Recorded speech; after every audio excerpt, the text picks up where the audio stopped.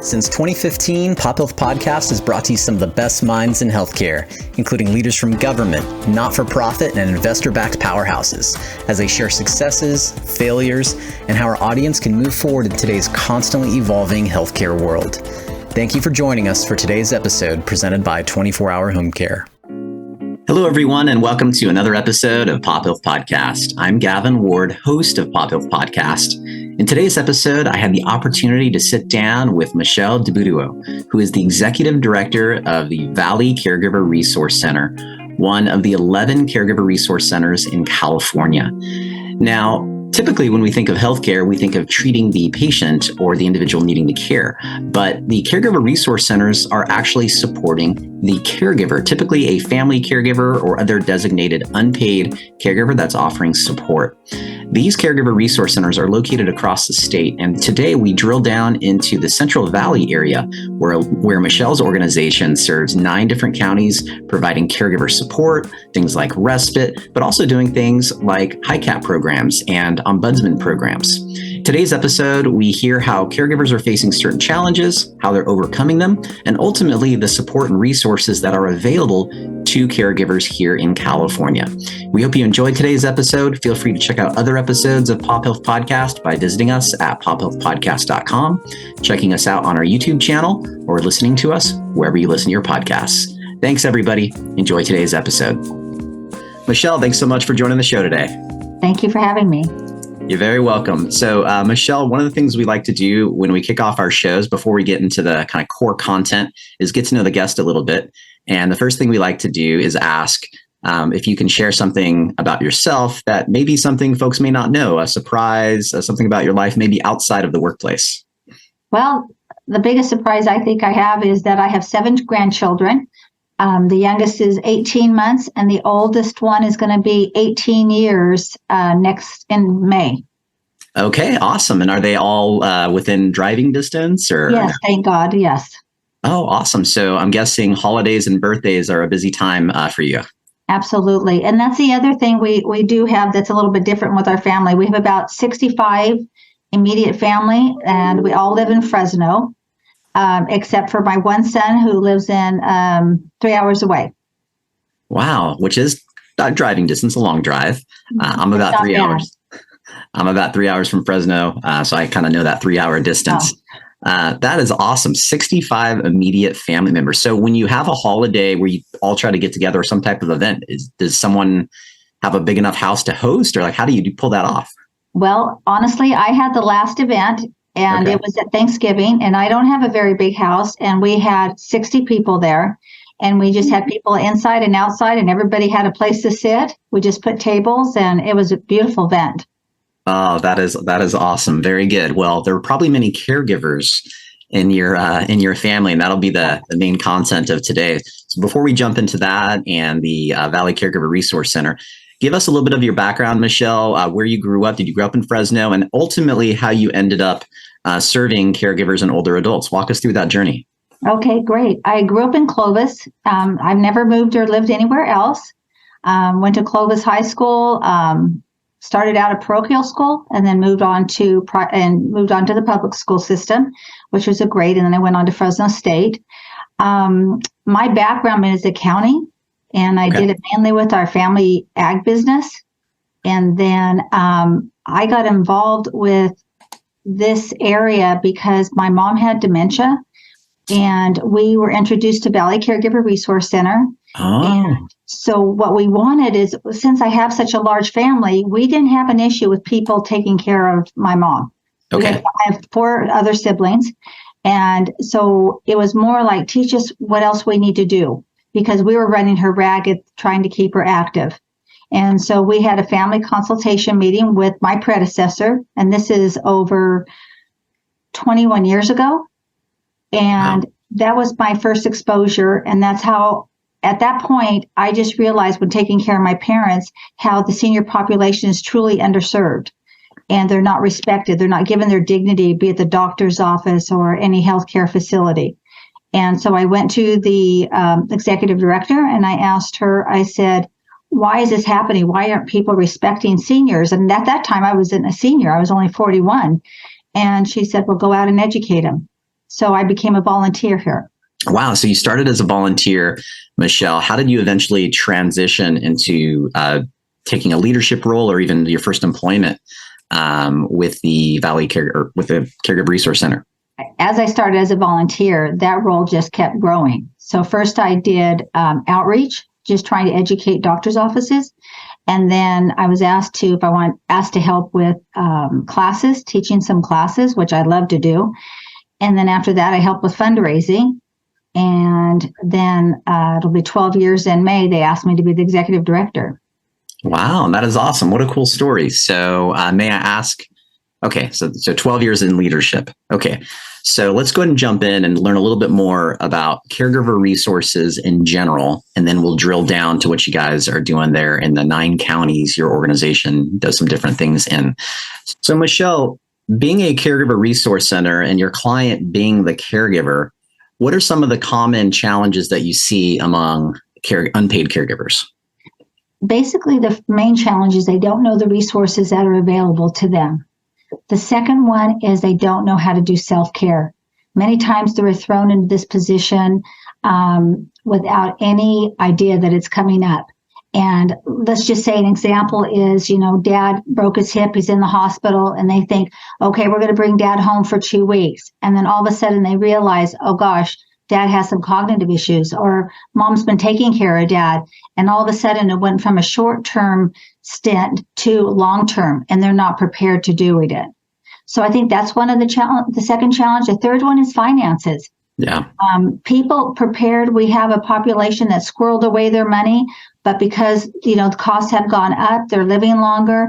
Their funds aren't there to do the care they don't have the funds to take care of the cares they need. And it makes sense. But yeah, finances for sure. Definitely. I've been in the caregiving world for about 20 years, and the cost of care definitely seems to be outpacing inflation, which already is high. A lot of your population, I believe, would be on Medi-Cal. Is that fair to say? No, to be honest, A lot of our clients are middle income families because if they are affluent, they have enough funds to take care of their respite needs. Or if they are in Medi-Cal, they can go to IHSS. Now, we help the whole gamut. Yeah. But a lot of our focus is on the middle income families because that's where the main gap is. Ah, that makes sense. Because Medi-Cal does provide like the in-home supportive services, Correct. And some additional support. Really good call. That's a great point. So one thing I haven't touched on as well is we talked about how a caregiver could be like a family member or potentially even like a neighbor. How would you just define what a caregiver is in general? A caregiver is someone who tends to the needs and concerns of another person that needs help with perhaps just basic care. They can't function by themselves. They can't be left alone. They can't toilet. They can't, do their own meals, your typical daily activities. Got it. That makes sense. And so for anybody who is a caregiver of someone 18 years of age or older, you could potentially be a resource. You mentioned caregivers and self-care. Like they don't think about self-care. I know caregiver resource centers have support groups as well, which can be a great resource. There's people in my family who care for children, right? Moms sometimes even need support groups. Exactly. My wife is an awesome caregiver for my kids, Michelle, but she doesn't always give herself a break. So I love how you highlighted self-care. I'm going to show her this as well. She's doing a better job and actually going out with one of her friends for her birthday Saturday night, and I'll watch the kids, which is good self-care for her. Good. A little bit different than what this caregiver resource centers do, but exact same concept, right? Correct. And I'm hoping as a grandmother of 7, you allow your children to maybe have a date night every once in a while and give them some self-care. Yes. That is awesome. So for our audience, Michelle, which as you know is mostly California, so anywhere from like San Diego County all the way up to the Oregon border is the majority of our audience. Mm-hmm. Tell us about what the caregiver resources are, where they're located, kind of generally what they do. We have 11 caregiver resource centers, and we cover the whole state of California. So anywhere you go, you will find or have access to a caregiver resource center. Wow. So 11. So they cover multiple counties. I mentioned yours covers 9. So let's say folks are not familiar, like in their county, should they just Google it, or what would you recommend is the best way of kind of locating? Well, they can go onto our site, the Association of California Caregivers, and there's a map there, and you just log into where you're located, and it'll give you the resource center that is in your area. Okay, got it. Now, what I found interesting about the caregiver resource centers is typically in healthcare or older adults, organizations treat the individual who needs healthcare, but your organization or the CRCs, they're there to support that individual, but really it's intended to care for the caregiver, right? Correct. Our client is the caregiver, someone who's taking care of their family member and not being paid to do so. Okay, so unpaid caregivers are your client. Unpaid family caregivers. Unpaid family. So it has to be family. It can't be like a neighbor or... No, it could be a designated person that you're taking care of also. Which is typically family. Mm-hmm. Gotcha. Do you know the history, like how this all got started? Well, back in 1984, a movement began in California where you had some caregivers that were taking care of their family members. And then they realized, that they needed assistance. And from that point on, it grew. And if you know anything about caregiving, it's also, I'm going to fast forward now, it saves your state, millions of dollars by caregivers keeping their family members at home. So there was a purpose in going to the state and asking for help because people did want to keep their family members at home. The advantage is it also helps the state in cost. That makes a lot of sense. So is the state the primary revenue source for you guys, or how do you get your income, I guess? Yes, we do get state dollars through the California Department of Aging. Okay. And also, we get federal dollars through the area agencies on aging. And then all of us, all the 11, we also try to go out and get different grants that will help supplement, our organizations. Plus, we also rely on private donations. Yeah, I know you have some fundraisers coming up. Tell us about the folks that are listening. Maybe they live or serve in the 9 counties. And actually, maybe let me backtrack a second. The 9 counties you serve, I know you guys do different things. Maybe before we jump into how folks can support you, tell us about the 9 counties you serve and how you serve those counties. Okay, in the 9 counties, we have 2 different major grants. We have the Caregiver Resource Grant, and that is providing help for family caregivers who are taking care of someone over the age of 18 with some type of brain impairment. And then we also have another grant through the area agencies on aging where we help people over the age of 60 with that need help with 2 ADLs. Okay. And in those counties, we're able to provide respite, education. We do about 50 classes a year. We have intermittent counseling. We have professional training, legal consultation. And then just in Fresno and Madera, we have additional services where we have an on-site adult day program for people with dementia. We have our ombudsman program who advocate for residents in long-term care facilities. And we also have HICAP, which helps with the whole Medicare maze, and we help with appeals.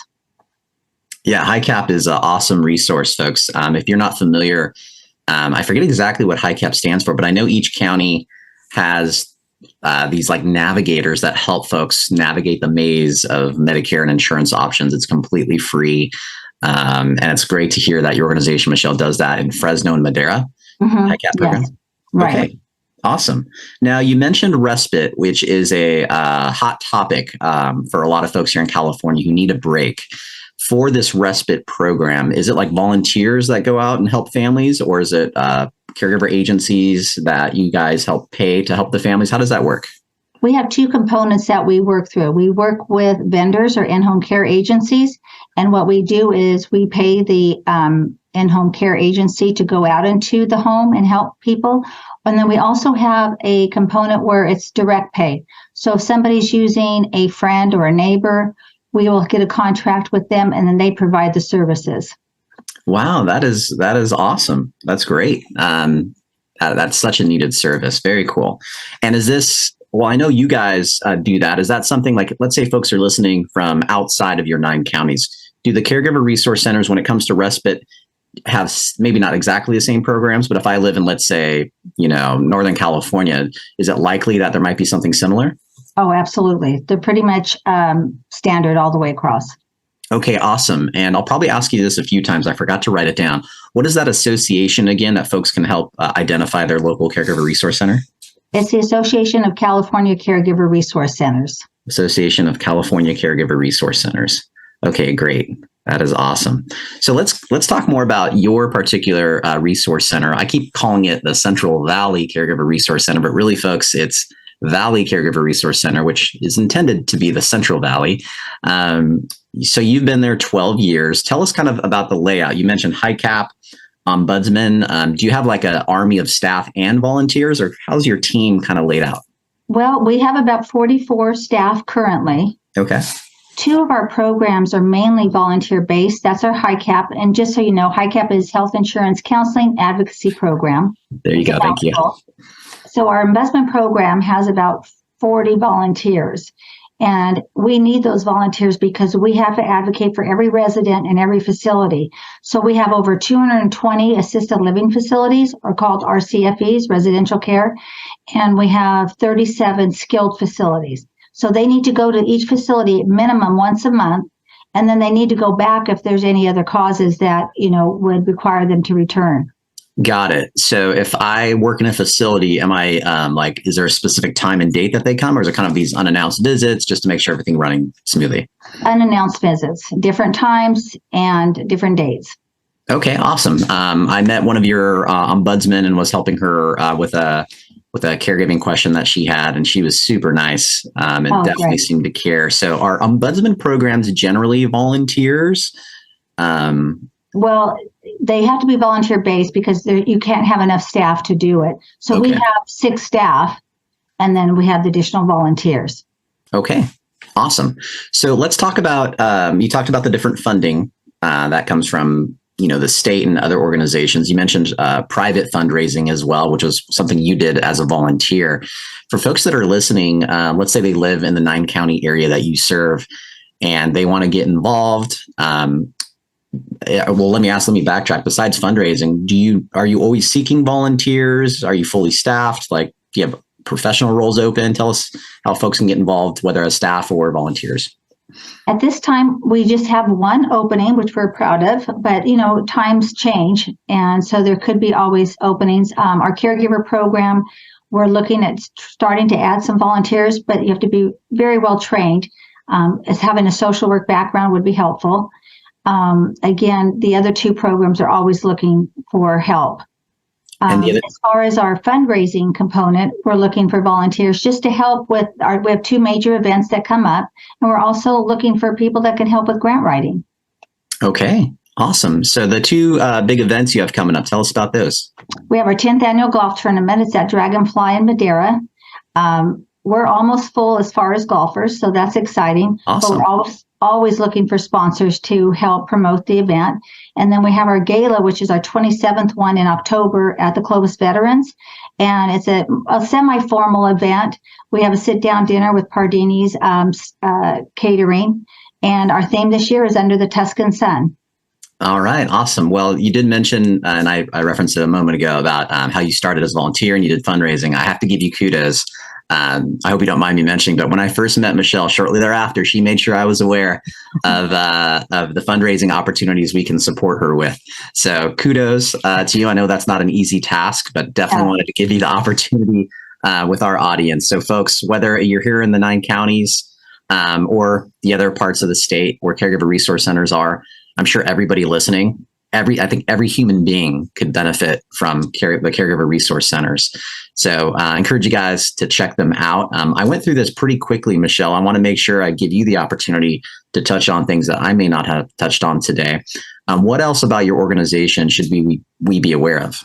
I think if you're a caregiver, I just encourage people to call, or if you are in the healthcare field, that you would refer your patients to us, because people need to know. I think the biggest complaint we always get is, I wish I would have learned about you sooner.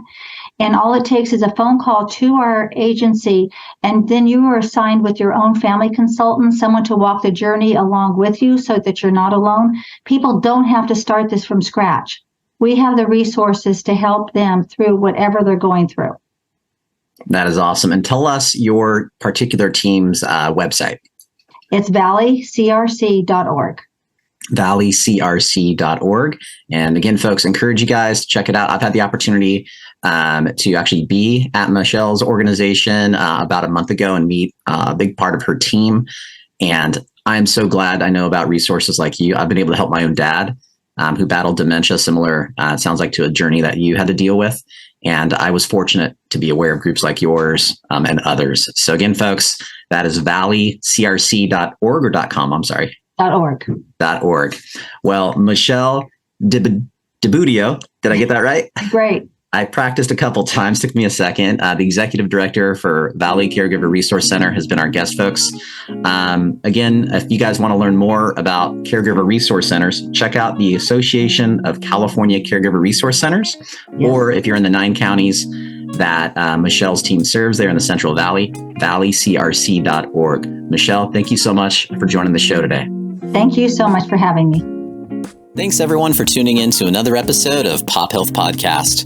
We hope you've enjoyed today's episode, and if you have and want to check out other episodes, visit us at pophealthpodcast.com, iTunes or Apple Music, Spotify, Stitcher, and now YouTube as well. Take care.